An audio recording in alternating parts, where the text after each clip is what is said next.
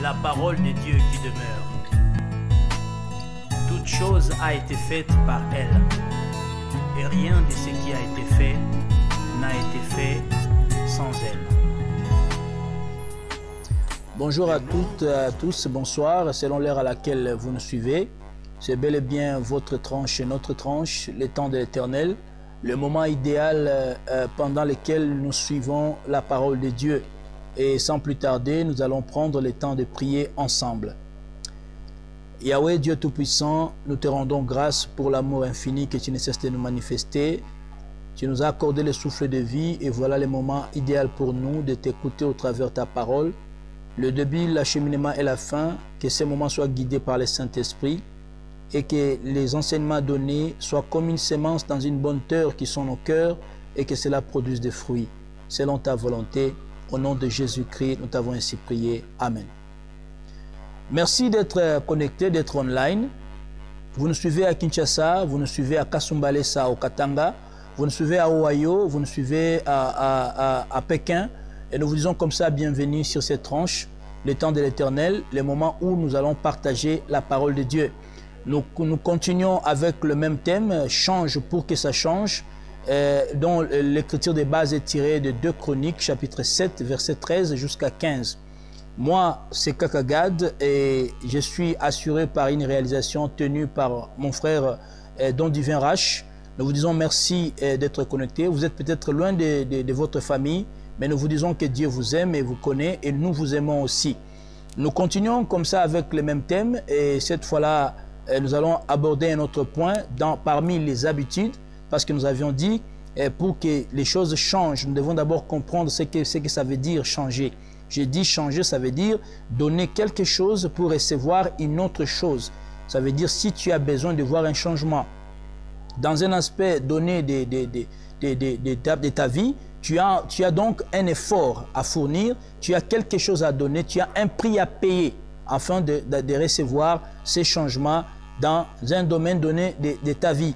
Et nous avons ainsi donné quelques éléments qu'il fallait changer pour que tu puisses voir les changements dans ton mariage, dans ton entreprise, parmi tes enfants, parmi ton cercle social, ça veut dire tous ceux qui te connaissent, tes amis, ta famille, et ainsi de suite. La première chose, c'était de recevoir Christ comme Sauveur et Seigneur. La seconde, c'est d'accepter de devenir son disciple parce qu'on peut être chrétien mais ne pas être disciple de Christ. Vous allez voir ça dans les vidéos précédentes, comment est-ce que nous avons explicité. En troisième lieu, nous avons dit qu'il est important de changer aussi les habitudes. Et nous avons cité un bon nombre d'habitudes que tu peux voir dans des vidéos précédentes en visitant notre chaîne YouTube, Adonai's Worshipers Band. Et vous allez trouver, vous écrivez les temps de l'Éternel et les numéros que tu voudrais voir, tu vas trouver tout ça là-bas. Aujourd'hui, nous continuons avec une autre habitude qu'il faut changer afin de voir le changement dans ta vie.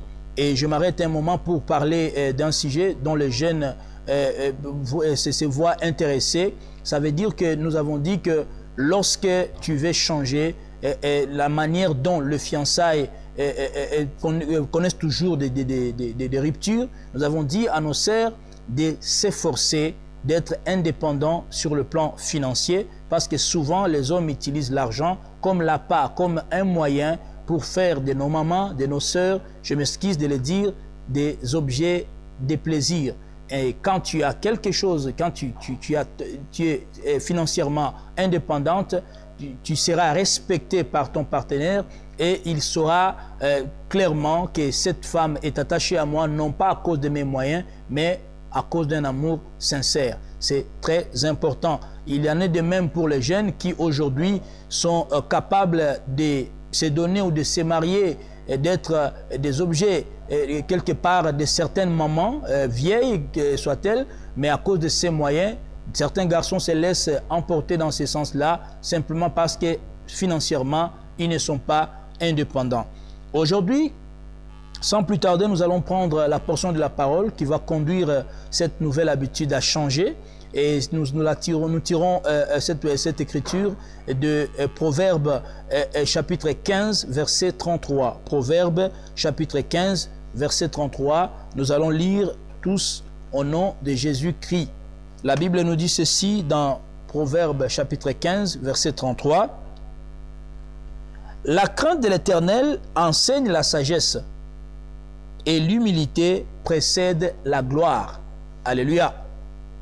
La crainte de Dieu enseigne la sagesse et l'humilité précède la gloire. Nous allons donc parler d'une habitude. Mon frère, ma soeur, sois humble. Sois humble. C'est très important. Tu peux être une chrétienne, parce qu'ici on dit la crainte de l'Éternel, ça suppose que c'est quelqu'un qui connaît Dieu. Ça vous donne la sagesse. Mais dans la sagesse, il y a aussi l'humilité. D'ailleurs, c'est prouvé. Les gens très intelligents, les gens qui sont trop sages, souvent dans la foule ou bien devant les gens, ils n'ont pas tendance à s'exprimer. Ils n'ont pas tendance à se faire valoir. Ils n'ont pas tendance à vouloir prouver tout le monde qu'il est intelligent ou il est sage. L'humilité. C'est pourquoi quelque part Jésus donne l'exemple en disant, quand tu vas dans une fête, dans une cérémonie, lorsque tu arrives, assieds-toi à la chaise de derrière. Ne prenez pas le premier rangé, non. Va t'asseoir là-bas, derrière. Et ça sera pour vous, pour toi, très, très bien, lorsque un protocole ou encore ceux qui organisent puissent te dire, non, s'il te plaît, madame, cette place n'est pas réservée à toi. Toi, tu as une place là devant. C'est honorant. Au lieu de te retrouver au premier rangé et on vient te dire, non, non, ici, ce n'est pas ta place. Tu vas t'asseoir derrière. Et on va te dire avec un air là de mépris. L'humilité. Tu as perdu peut-être ce contrat, tu as perdu cette femme, tu as perdu ces fiancés, simplement parce qu'il te manquait l'humilité. Et ici, je m'adresse surtout aux hommes. Les hommes, dans une relation amoureuse, veulent toujours avoir cette place-là, hein, de chef. Mais en amour, il n'y a pas de chef. En amour, il n'y a pas de chef, il n'y a pas d'esclave. Il n'y a pas de chef, il n'y a pas de subalterne. Alléluia.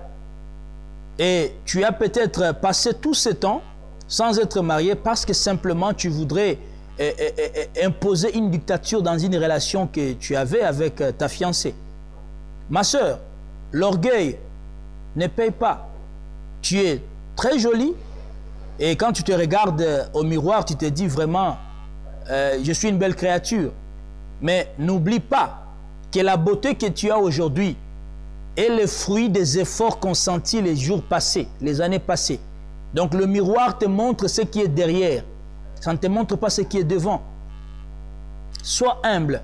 Devant le parent, sois humble. Même si tu as étudié plus que eux, sois humble. Quand tu te retrouves avec tes amis, tes connaissances, même s'ils n'ont pas étudié, mais peut-être tu as grandi avec eux, sois humble. Parle à tout le monde avec humilité. Quand les gens parlent d'un sujet que tu maîtrises, ne sois pas pressé de parler comme quelqu'un, comme s'ils étaient n'importe quoi. Donnez-leur le temps de parler. Quand ils terminent, essaie de les expliquer. Sois humble. Alléluia. Même si tu es directeur d'entreprise, même si tu es le papa de la maison, devant maman, tu as cette obligation d'être humble. Devant tes enfants, c'est important. Aujourd'hui, les parents, même s'ils sont chrétiens, ils pensent qu'ils ne peuvent pas s'humilier ou demander pardon à leurs enfants. Ils ne peuvent pas le faire parce qu'ils sont parents. Mais tu ne sais pas, peut-être c'est la cause qui a fait que ton enfant, ta fille, se comporte aujourd'hui comme tu le vois. Tu ne peux pas savoir. C'est simplement parce que tu n'as pas été humble. Tu n'as pas pu te rabaisser à un certain moment. Ça ne veut pas dire que tu perds ta place de papa ou de maman. Alléluia. Seulement, nous devons savoir que même si on doit être humble, n'oublions pas de nous considérer nous-mêmes. Je répète, sois humble, mais considère-toi toi-même comme une personne d'une grande valeur, comme une personne unique dans ce monde, au point où il n'y a personne d'autre qui a tous les détails, une identité conforme à la tienne. Tu dois te respecter toi-même. L'humilité ne veut pas dire la malpropreté. L'humilité ne veut pas dire la pauvreté. l'humilité ne veut pas dire se faire marcher dessus. Non. Tu peux être humble, mais tu es propre. Tu peux être humble, mais tu es riche. Tu peux être humble, mais les gens te respectent et t'accordent de la dignité. Alléluia. Parce que sache, mon frère, ma soeur, si tu ne t'aimes pas toi-même, il n'y aura personne qui va t'aimer plus que toi-même. Il n'y en a pas, à part notre Dieu. Lui qui peut se sacrifier, Jésus-Christ qui s'est sacrifié pour nous jusqu'au point d'accepter la mort. Sois humble. Alléluia. Sois humble dans tes propos. Quand tu parles avec les autres, sois humble. Quand tu parles à ton copain ou à ta copine, quand tu parles à ta fiancée ou à ton fiancé, quand tu parles à ta femme, papa, sois humble. Utilise l'humilité. C'est très important. Par l'humilité, nous acquérons aussi la sagesse au travers le conseil des autres. Quand nous leur accordons la possibilité de nous parler, c'est ça l'humilité aussi. Mais quand tu trouves que toi, tu peux tout toi-même, c'est très dangereux. Et il y a quelqu'un qui a dit, on a toujours besoin d'un plus petit que soi. Que tu sois président de la République, roi, que tu sois, je ne sais pas, ministre, que tu sois bourgmestre, je ne sais pas, chef d'avenue, que tu sois un chef coutumier, je ne sais pas. Partout où vous avez une parcelle de responsabilité, s'il te plaît, sois humble. Par l'humilité, il y aura des choses qui vont changer. Je vous donne l'exemple de ce général qui devait quitter son pays pour aller voir Élisée à partir du conseil de sa servante, une Israélite qui lui a conseillé en disant, dans notre pays, il y a un prophète de Dieu, et si tu y vas, tu serais guéri. Et il est parti, il a fait l'orgueil quand Élisée lui a dit qu'il devait se jeter 7 fois dans le cours d'eau. Mais après qu'il puisse accepter de s'humilier, et voilà qu'il était guéri, la Bible dit sa peau était devenue comme celle d'un bébé. Je termine par dire que un jour j'étais avec mon grand-père, paix à son âme, il a pris un trousseau de clés, il a jeté ça par terre. Et il m'a demandé, si tu veux ramasser ces trousseaux de clés, qu'est-ce que tu vas faire? Je lui ai dit, mais c'est simple. Les trousseaux de clés par terre, ce que je dois faire, je dois juste me rabaisser un peu et les prendre. Il m'a dit, voilà, c'est ça la vie. Et c'est pourquoi dans mon compte Facebook, pour ceux qui me lisent, j'ai un jour, au lendemain du 10 novembre 2019, après les concerts que nous avions dit ici à Kampala, j'ai publié quelque chose à partir de ce qu'il m'avait dit en disant, en vérité, ramasser, ça veut dire se rabaisser. Alors moi, je peux aussi dire réussir ou encore être élevé, avoir les changements que tu espères, ça veut dire aussi se rabaisser. Rabaisse-toi, tu apprendras beaucoup de choses. Rabaisse-toi, les gens t'aimeront parce que ils vont trouver en toi une personne qui est accessible, une personne qui est ouverte aux autres. L'humilité, mais j'insiste, l'humilité, tout en te considérant comme une personne de grande valeur, tout en te considérant comme un trésor pour ceux-là qui ont la grâce de t'avoir.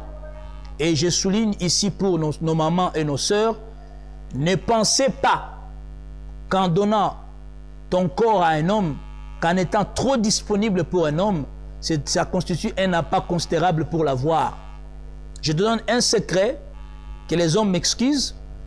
Les hommes n'aiment pas ce qui est trop rare. Les hommes n'aiment pas ce qui est trop disponible. Ça veut dire ils n'aiment pas ce qui est facile à avoir. Les hommes n'aiment pas ça.